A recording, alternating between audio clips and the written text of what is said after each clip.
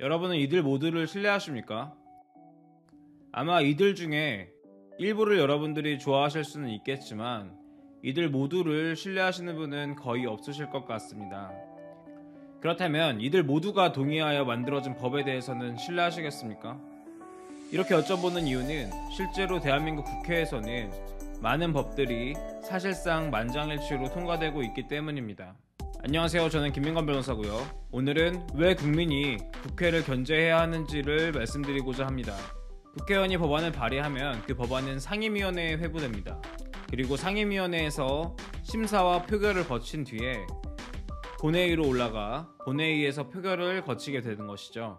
17대 국회부터 20대 국회까지의 의원 발의수와 정부 발의수를 비교해 보면은 정부 발의수는 거의 숫자가 변하지 않고 있는데 비해서 의원 발의 숫자는 훨씬 많이 증가하고 있다는 것을 알 수 있는데요. 이는 국회의원의 발의 요건이 완화된 부분이 있고, 그리고 무엇보다도 국회의원이 법안 발의 숫자로 평가받다 보니까 국회의원 입장에서는 자신의 의정활동을 더 좋게 평가받기 위해서 이런저런 법안들을 발의하고 있다, 이렇게 보시면 될 것 같습니다. 정부가 입법을 진행하는 경우에 꾸준한 교감을 통해 가지고 그 업계에서 필요로 하는 것들은 어떤 것이 있는지, 타국의 입법례는 어떻게 되는지, 그리고 예상되는 부작용이 무엇인지 등에 대해서 사전적으로 충분히 조사하는 시간을 갖습니다. 그런데 국회의원 같은 경우에는 국회의원 소속 보좌관들이 결국은 이 일을 담당하게 될 것인데, 국회의원 보좌관들이 입법안만 담당하는 것이 아니죠. 그렇기 때문에 그 인력의 한계상 충분한 검토를 하지 못한 상태에서 법안이 발의되게 되는 것입니다. 그리고 국회의원 입장에서는 아까도 말씀드렸다시피 많은 양의 법안을 발의해야 될 필요성이 있기 때문에 한 법안을 오래 검토하는 것보다는 발의할 것은 발의하고 그 다음에 또 따로 발의할 것이 무엇이 있는지를 검토하는 그런 방식으로 업무가 흘러갈 수밖에 없는 것이죠. 자, 그럼 이렇게 발의 전에 충분히 검토를 할 시간이 없는 경우에는 당연히 발의한 이후에 이 법안이 어떤 문제를 갖는지에 대해서 충분히 고민해 볼 시간이 있어야 될 것 같은데요. 이를 국회에서 담당하는 자는 입법조사관과 전문위원입니다. 그런데 문제는 이 전문위원과 입법조사관 역시 국회 입법부 소속이라는 것이죠. 그럼 이들 입장에서 생각해 봤을 때에는 국회의원은 국민의 지지를 얻어 입법을 진행하고 있는 것인데 자신들은 입법부 소속 공무원이지 않습니까? 일개 공무원이 그런 국회의원들이 추진하는 법안을 적극적으로 막는 것 자체도 민주적 정당성 차원에서 사실 문제가 될 여지가 많이 있겠죠.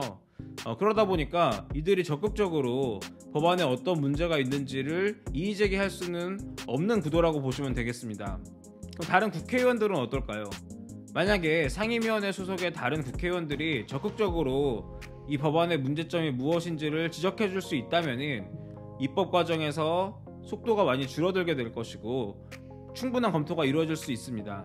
그런데 국회의원 입장에서 생각해 보시면 나도 많은 법안을 발의하고 입법을 시켜야 되는 상황이란 말이에요. 근데 이제 내가 내 법안을 검토할 시간도 부족한 상황에서 다른 의원이 발의한 법안에 어떤 문제가 있는지를 충분히 검토할 시간이 있을까요?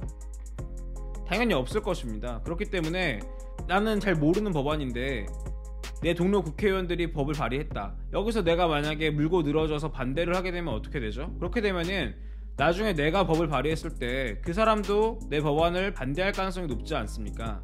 그렇기 때문에 내가 굳이 잘 모르는 법안에 시간과 에너지를 들어가면서까지 검토를 거쳐서 그 법안에 어떤 문제가 있는지를 특별히 이의제기할 그럴 동기가 없다는 것이죠. 자, 그러면 상임위원회 단계에서 이렇게 아무도 문제 제기하지 않아서 법안이 통과되게 되면은 결국은 우리는 상임위 중심주의이기 때문에 본회의에서 이것을 검토해서 법안이 저지된다거나 이렇게 될 가능성은 굉장히 희박합니다. 자, 그러면은 그렇게 법안이 잘못 입법되게 될 경우에 결국은 그 피해는 다 국민들한테 돌아가게 되거든요. 국민들 대부분은 법안이 발의된 단계에서 무엇이 문제인지 알지 못합니다. 왜냐면은 그 법안이 발의됐다는 사실조차 모르고 넘어가기 때문입니다. 국민들이 이 법이 문제라는 것을 언제 알게 되냐면은 법이 실제로 입법이 진행된 뒤에 내가 그 일을 겪게 될 때 알게 됩니다. 그러면은 그때 가서 이 법이 뭔가 잘못됐다라고 내가 느껴본들 사람들이 그거에 대해서 관심이 없고, 그리고 이미 법이 입법됐기 때문에 일단은 희생자는 나올 수밖에 없는 것입니다. 그리고 법이 한번 입법되게 되면은 그 부분이 문제라고 생각해서 개정하는 것은 당연히 더욱 어렵습니다. 자, 그렇기 때문에 제가 말씀드리고 싶은 부분은 결국은 이 법안이 시행됐을 때 어떠한 부작용을 낳을 수 있는지를 검토하는 것은 이건 정치 이념적인 문제가 아니라는 것입니다. 이 부분은 좌우를 떠나가지고 결국은 국민들이 감시를 해야 됩니다. 어떤 법안이 발의되고 있고 어떤 법이 입법 전에 수정되어야 하는지 그 부분을 관심을 가지고 여론의 형태로 국회를 압박해야지만 우리가 우리 스스로를 지킬 수 있는 것입니다. 국회의원들이 특별히 어떠한 안 좋은 뜻을 가지고 우리를 괴롭히려고 법을 만드는 것이 아니라 앞서서 설명해드렸듯이 사실상 보좌관들한테 업무가 맡겨질 수밖에 없는데 보좌관들 입장에서도 더 많은 입법을 진행하고 싶을 것이고 국회의원 입장에서도 마찬가지겠죠. 그리고 다른 동료 국회의원 입장에서는 굳이 그 법안을 막을 이유가 없고 국회 소속에서 이 일을 맡고 있는 입법조사관이라든지 전문위원 입장에서도 적극적으로 문제 제기를 하기에는 이념적인 문제, 민주적 정당성적인 측면도 있고 그리고 인력적인 측면도 있고 그러한 여러 가지 문제가 있기 때문에 결국은 구조적으로 잘못된 법이 통과되기가 매우 용이한 상황이다. 따라서 그것을 막기 위해서는 우리가 신경을 써야 한다. 이렇게 말씀드리고 싶습니다.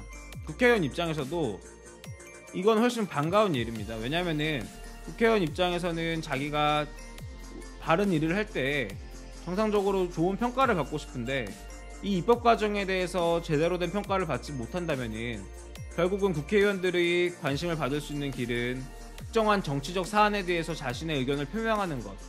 그러니까 어떠한 대선 후보를 내가 지지한다, 좋아한다, 혹은 비판하거나, 그쵸?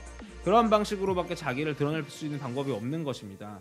하지만 만약에 국민들이 입법 과정에 관심을 가져서 이 부분은 막아달라, 이렇게 진행될 경우에는 문제가 크다, 이런 부분이 전달되었을 때 그 일을 실제로 수행해주는 국회의원들이 있고 그 자신들의 어떻게 보면 사회를 위한 그런 행동들을 국민들이 알아봐 줄 수 있다면 당연히 국회의원들도 조금 더 나은 법을 위해서 노력을 하게 되겠죠. 그렇기 때문에 이 지금과 같은 구도에 비해서는 결국은 국민들이 국회의원에 실제로 어떤 법을 발의했고 그 법안에는 어떠한 문제가 있는지를 우리가 알 수 있게 되는 것이 더 나은 국가를 위해서 무조건 필요하다, 이렇게 생각합니다.